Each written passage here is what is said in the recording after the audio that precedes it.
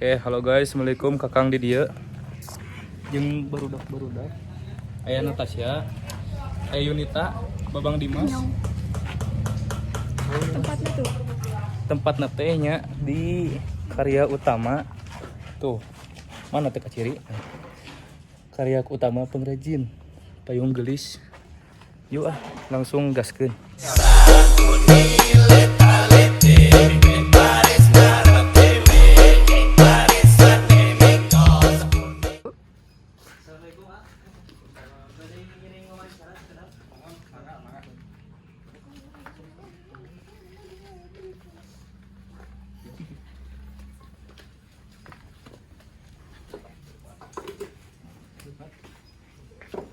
Abdi terpampingannya di sekolah SMA 4 Tasikmalaya sareng rencangan teh bade naroskeun perkawis payung gelis dina sejarahna harga sareng anu sanesna kami sendiri saliran Panggilkan Abi, Nami, Sandi.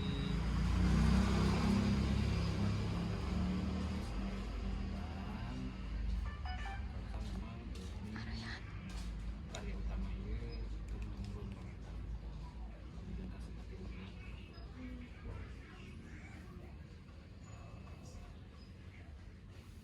menawi teh di iraha kitu Bapak teh mulai semuanya. Pari Abi mah masih baru, Abi mah di tahun 2018. Pami karya utamanya Lira mah berdiri di tahun 1871. Ku pun Abi Pasahron.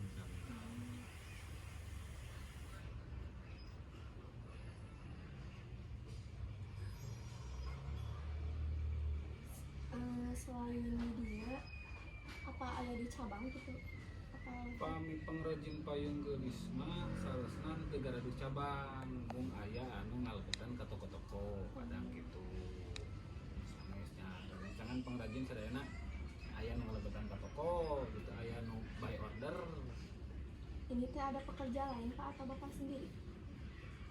Padahal aya 5 sadayana di dieu, mung kalisan aya santen panginten tos arui. Sareng kalesan memang pada malanana nuju salit. Yang biasa dipidamelkeun Lira. Kunaon Bapak milih jadi pengrajin payung gelis? Abi milih pengrajin payung gelis panginten nya ayeuna bade lumar-lamar pada melan ka ditu ka sesah panginten teras ayeuna Abi ningali payung gelis peninggalan pun Abi nya panginten Abi ya milih anu aya we heula ayeuna mah tidak kanggo nopang hidup sehari-hari teh panginten teh kedah aya gitu eta. Tahu kami ada mau payung gelis. Aya kumaha wae gitu cara-carana. Pami cara-cara ngadamel payung gelis mah panginten ngawitan ngadamel rangka payung. Rangka payung teh panginten sapertos ta jari-jari jeuna heula ngadamelna. Yang sangkaen.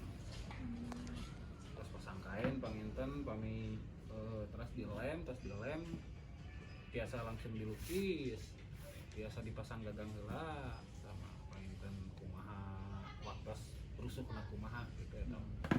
Kami rusuh panginten dilukis heula. Kita teh upami cenah ukuran aya nu ageung aya nu alit. Pangaos teh hidupna sekarang terus kami tanam ageung. Ayeuna kumargi ayeuna teh geuning marajeng ieu teh pangaos bahan sagala rupi.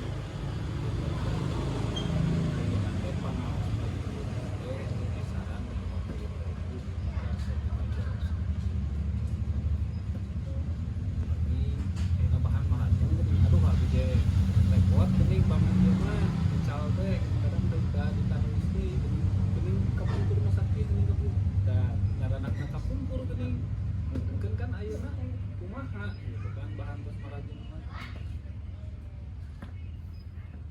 Sareng ini teh kanggo penjualannya gitu aya bulan-bulan tertentu teh sih anu rame misalnya teh atau sepi.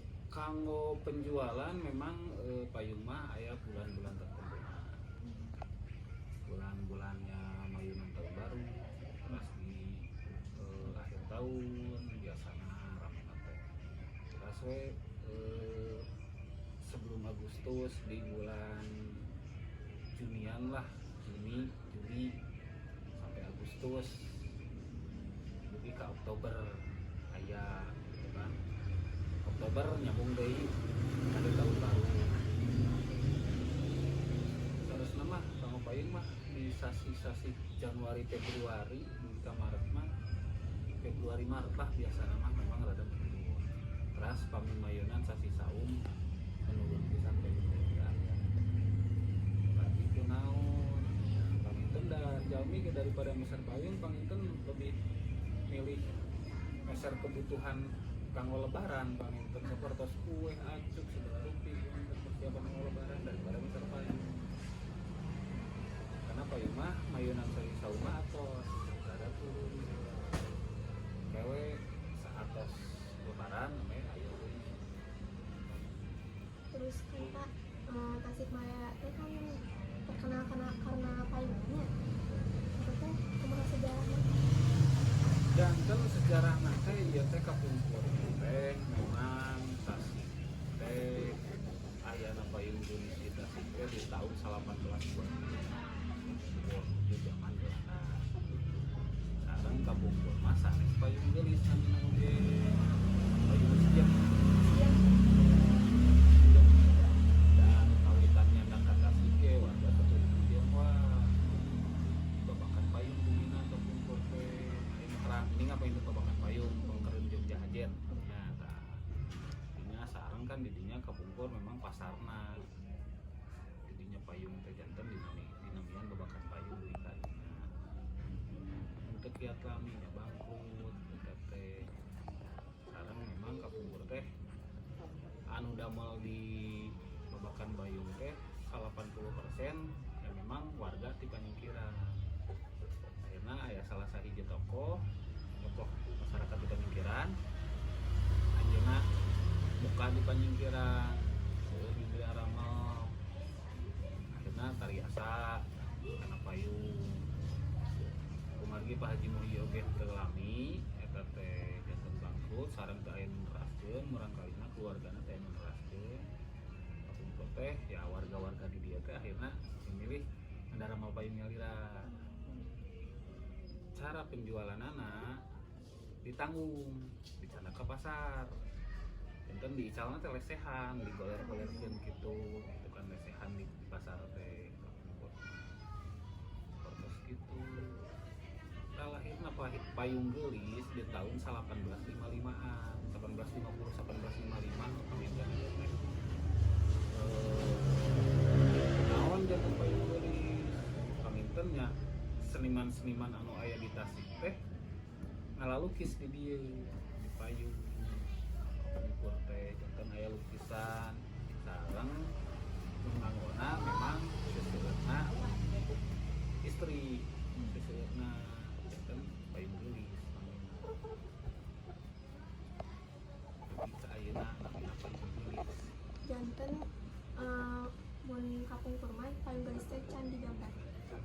anu pertama payung sieun mah tentu digambar janten polos aya lukisan namina payung siem ngadienakeun ya panginten seniman-seniman di Tasik ngalalukis di dia dilukis di gambaran bunga seperti ieu janten payung Gelis namina ge anu nganggona seseueurna istri.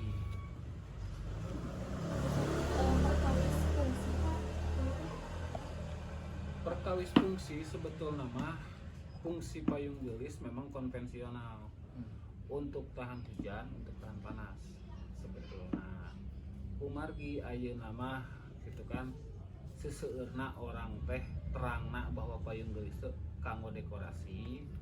Ya akhirnya kita bergeser ke dekorasi. Tapi kalau misalkan ada pesanan untuk konvensional kita juga produksi.